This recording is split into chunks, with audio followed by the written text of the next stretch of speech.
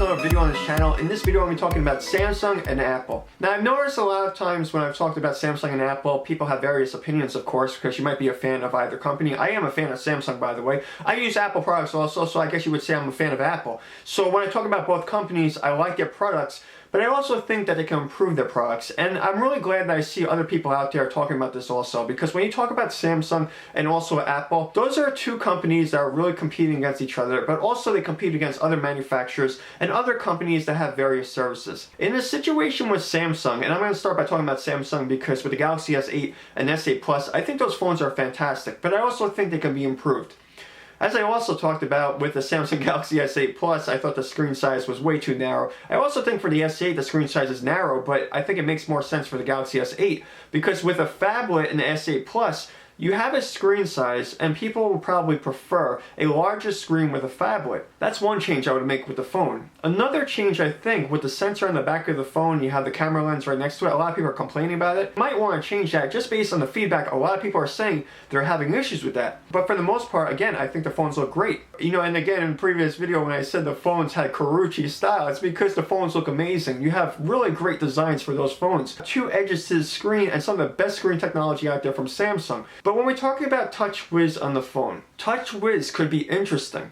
But when you guys compete with Google and Android, I don't think that's competition that you guys really want. Although you guys are going out there and saying that you want to compete with Google by creating features such as Bixby, which is just an alternative to Google Now or the Google Assistant. And I think you guys can really change that strategy by just not competing with Google in that way. Because Android has the most users out there, and we're talking about as an OS, and that's even competing with iOS. Now, if you look at Android and you're saying to yourself, you know what, I might use TouchWiz on an Android device, such as Galaxy S8 or S8 Plus. If you actually use one of those phones, it's not similar to the stock version of Android. And the reason why is because this is what you would call an overlay from Samsung. It's because they would like you to use other Samsung products, such as like a washer dryer machine or even a refrigerator, that possibly could have a Samsung OS on those products. And the reason why they would do all that is to connect all those devices together so they have more customers and consumers buying their products and also connecting those products. One of the things that Apple fans really like about Apple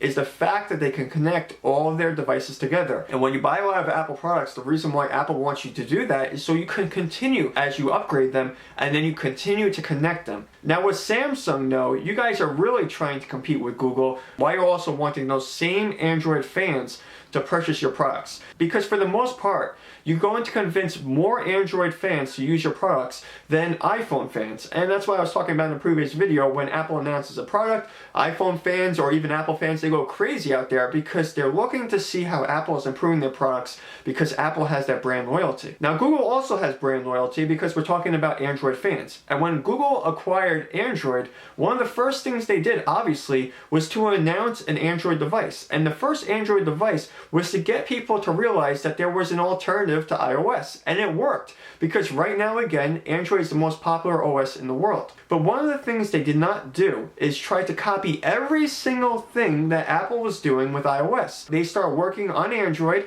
creating new features that iOS did not have. So with Samsung, the Galaxy S8 and S8 Plus, I think Samsung can work on this issue by not trying to compete with Google and just have the stock version of Android on your Galaxy phones, because those are your flagship phones. I would also say another improvement for your company is the way you advertise your products. Recently, I'm not that impressed with the way you're advertising the products because I think people are confused by your company. And that has a lot to do with the people that you're working with that try to explain the products. And I think when you work with people that don't necessarily have the experience explaining how a phone works or why they would want to use your phones and the technology that you guys have, people are just going to be confused out there again. And I think that's something you guys can really change. And I am saying that as a fan of your company because I think you guys have some of the best technology out there. When you purchase a Samsung product, you're going to see some awesome screen technology again, and also the fact that they work on their designs in a very unique way. Again, that's why you have two edges to your phone. And also when you use a Samsung device, I think you're getting a great experience. Although I would say a better experience again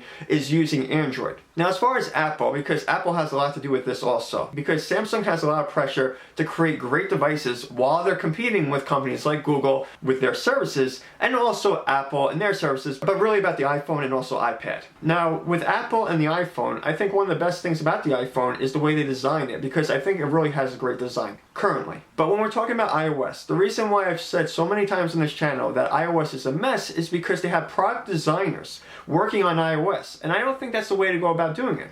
I think you can have OS designers and developers working on iOS. And that could be a much better improvement to iOS and the experience people are getting while using the iPhone. The reason I say that is because when I compare iOS to Android, it reminds me that Android was developed in such a way when Google announced really different design changes to Android. They were explaining that to developers to let them know this is what we're doing to revamp Android. And that's exactly what it was. It was a revamping of Android where the UI was changed in a way where the experience was also improved. So while you guys have iOS and you don't want to make those changes, you're also not changing it to the point where people are getting the same experience, and that's not always the best experience. So I think if you guys change the way you develop iOS and use OS developers and also designers, you're going to have a much better OS where people are getting a much better experience. Now, one of the improvements I would make to the iPhone though, talking about just the hardware, I think you guys need to remove that home button as I've said before, and also add features such as NFC and wireless charging. And I think when people hear that, they're going to say, hey, that just sounds like copying Android devices. But it's not about that, because if you have some new technology or updated technology for your phones,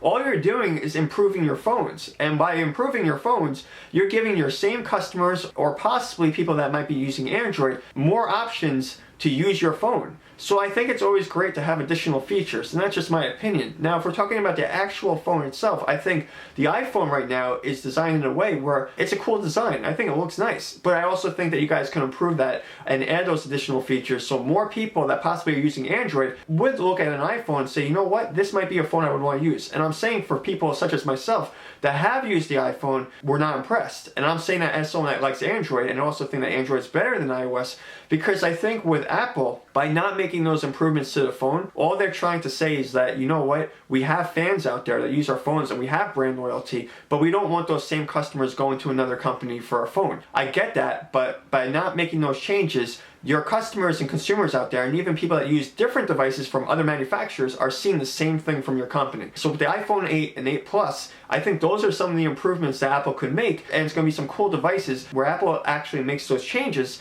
that improves the iPhone. So those are some of my suggestions with how Samsung and Apple can improve the Galaxy phones and of course the iPhone. But I would like to know what you guys think about all this. Post your comments down below. Let me know what you think about Apple or even Samsung and their products. And of course, if you like this video, give a thumbs up. I'll see you guys next video. Peace out.